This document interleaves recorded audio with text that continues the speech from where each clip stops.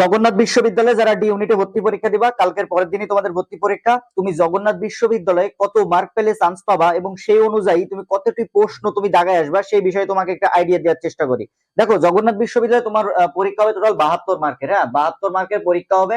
এখানে তোমার প্রশ্ন থাকবে 96টা প্রশ্ন থাকবে এবং প্রত্যেকটা প্রশ্নের মার্ক হচ্ছে তোমার 0.75 এবং তোমার এখানে নেগেটিভ মার্কিং রয়েছে, 0.25 হচ্ছে নেগেটিভ মার্কিং। তখন এই 72-এর মধ্যে, হ্যাঁ, এই 72-এর মধ্যে কত মার্ক পেলে অ্যাটলিস্ট তুমি চান্স পাবা জগন্নাথ বিশ্ববিদ্যালয়, মানে চান্স পেতে পারো। এখন আগে প্রশ্নটা তোমাকে বুঝতে হবে যে কেমন প্রশ্ন হয়েছে। তোমার যদি প্রশ্নটা মোটামুটি একটা আমি যতটুকু আইডিয়া করছি যে প্রশ্নটা ওই এক্সট্রিম লেভেলের কঠিন হবে না বা একেবারে ইজি হবে না, মোটামুটি জগন্নাথ বিশ্ববিদ্যালয়ের প্রশ্ন মোটামুটি একটা স্ট্যান্ডার্ড মানের প্রশ্ন হয় এবং খুব সুন্দর একটা প্রশ্ন হয়।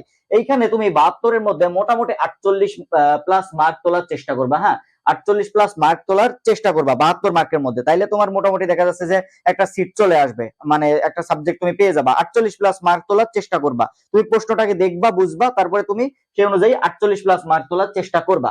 এখন এই 96টার তোমার প্রশ্নের মধ্যে কতটি প্রশ্ন তুমি দাগাবা? এখানে তুমি 64 থেকে 65টা প্রশ্ন তোমার দাগাইতে হবে। 64 থেকে কতটা 65টা প্রশ্ন তোমাকে দাগাইতে হবে 96টা প্রশ্নের মধ্যে, আর মার্ক তোলার চেষ্টা করবা 48 প্লাস। তাইলে তুমি দেখা যাচ্ছে জগন্নাথ বিশ্ববিদ্যালয়ে তুমি চান্স পেয়ে যাবা। এখন তুমি দেখা যাচ্ছে তোমার 60টা প্রশ্ন তোমার হয়েছে। হ্যাঁ, 60টা প্রশ্ন তোমার হয়েছে। এখন তুমি আর প্রশ্ন পারতেছো না। এমন কিছু কিছু প্রশ্ন থাকবে তোমার যেগুলো তুমি মানে 50-50, তুমি যে তোমার তুমি পারো, দেখেছো প্রশ্নগুলো, কিন্তু তুমি মানে কনফিউজড, একটু কনফিউজড। তোমার মন বলতেছে যে এই প্রশ্নের অ্যান্সারটা এটা হইতে পারে, কিন্তু তুমি মানে একটু কনফিউজড। তখন কি করবা? ওই প্রশ্নগুলো দাগায় আসবা। আন্দাজে দাগাবা না, মানে যেগুলো তুমি একেবারে জানো না, পারো না, আন্দাজে দাগাবা না। আন্দাজে দাগায় জীবনে চান্স হয় না। মানে যেগুলো একটু 50-50 তোমার মনে হবে, একটু কনফিউজ, যেগুলো তোমার মনে হচ্ছে যে হ্যাঁ এটা হইতে পারে, কিন্তু তুমি দাগাইতে ভয় পাচ্ছ নেগেটিভ মার্কিং এর কারণে, ওইগুলো দাগায় আসবা। তাহলে এরকম তুমি 5টা প্রশ্ন দাগাইলা। হ্যাঁ, এরকম তুমি 5টা প্রশ্ন দাগাইলা। এখন তোমার মিনিমাম তো 2টা প্রশ্ন হবে বা 3টা প্রশ্ন হবে। যদি 2-3টা প্রশ্ন হয়ে যায় তাহলে তোমার প্লাস পয়েন্ট। 2-3টা প্রশ্ন হয়ে গেলে তো প্লাস পয়েন্ট। এখন ধরো 5টার মধ্যে তুমি যদি না হয়, একটা তো প্রশ্ন হবে তোমার। 5টার মধ্যে ধরো একটা প্রশ্ন হবে, তাহলে একটা প্রশ্ন পারলেও তোমার দেখা যাচ্ছে ইকুয়াল ইকুয়াল হয়ে গেল। তুমি যে মার্ক 60টা যে প্রশ্ন দাগাইলে যে মার্কটা পাচ্ছিলে সেই মার্কটা তুমি পাবা।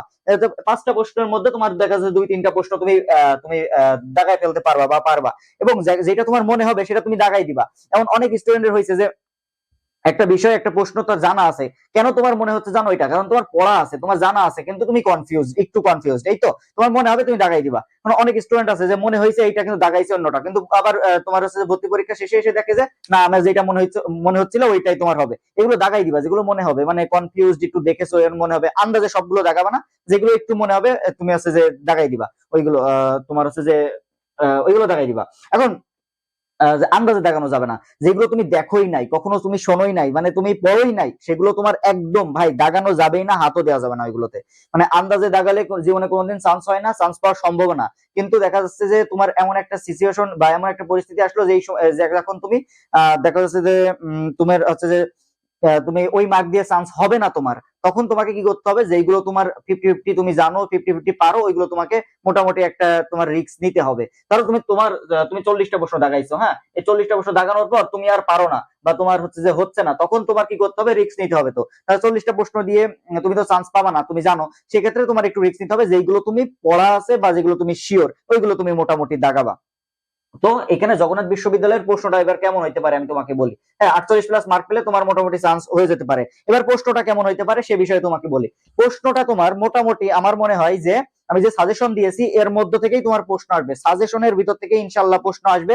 তোমার গাণিতিক বুদ্ধিমত্তা, আইকিউ এবং ম্যাথের পিডিএফ আমি তোমাকে দিয়ে দিয়েছি। ওই পিডিএফ থেকে ইনশাল্লাহ প্রশ্ন, মানে পিডিএফ এর মধ্যে থেকেই প্রশ্ন আসবে। মানে পিডিএফ অনুযায়ী তুমি প্র্যাকটিস, তুমি যদি এই কয়দিন করো বা কালকে একটু প্র্যাকটিস করবা, তাহলে ওর মধ্যে থেকেই তুমি মোটামুটি মানে কমন পাবা। মানে হুবহু কমন আসবে না, মানে ওই ক্যাটাগরির প্রশ্ন আসবে। আর তোমার প্রশ্ন আছে বাংলা, ইংরেজি, সাধারণ জ্ঞান। সাধারণ জ্ঞান বিগত বছরের প্রশ্ন হুবহু রিপিট হইতে পারে। আর তোমার হচ্ছে যে সাম্প্রতিক প্রশ্ন আসতে পারে। আর বাংলার মধ্যে গ্রামাটিক্যাল বিষয়গুলো থাকবে, যেগুলো আগে দেখাইছি। ইংরেজিতেও গ্রামাটিক্যাল বিষয় থাকবে। কিন্তু জাহাঙ্গীরনগর বিশ্ববিদ্যালয়, চট্টগ্রাম বিশ্ববিদ্যালয়, খুলনা বিশ্ববিদ্যালয়ের মতো অতটা কঠিন তোমার প্রশ্ন কখনোই হবে না জগন্নাথ বিশ্ববিদ্যালয়। ইনশাল্লাহ এবার জগন্নাথ বিশ্ববিদ্যালয় অতটা প্রশ্ন কঠিন হবে না। মোটামুটি একটা স্ট্যান্ডার্ড প্রশ্ন, সহজ প্রশ্ন তোমার হবে তুমি একটা সহজ প্রশ্ন ফেস করবা। ওই বিশ্ববিদ্যালয় ভর্তি পরীক্ষার প্রশ্ন যদি তুমি ফেস করতে পারো, তাহলে জগন্নাথ বিশ্ববিদ্যালয় ভর্তি পরীক্ষার প্রশ্ন খুব ইজিলি তুমি ফেস করতে পারবা। তো ভাইয়া তুমি চেষ্টা করবা 48+ মার্ক পাওয়ার জন্য, আর 64 থেকে 65টা প্রশ্ন তুমি দাগানোর চেষ্টা করবা কালকে, এই পরশু দিন তোমাদের ভর্তি পরীক্ষা রয়েছে সেখানে। আর দেখাবে পরবর্তী ভিডিওতে, ততক্ষণ সবাই ভালো থাকো। আসসালামু আলাইকুম।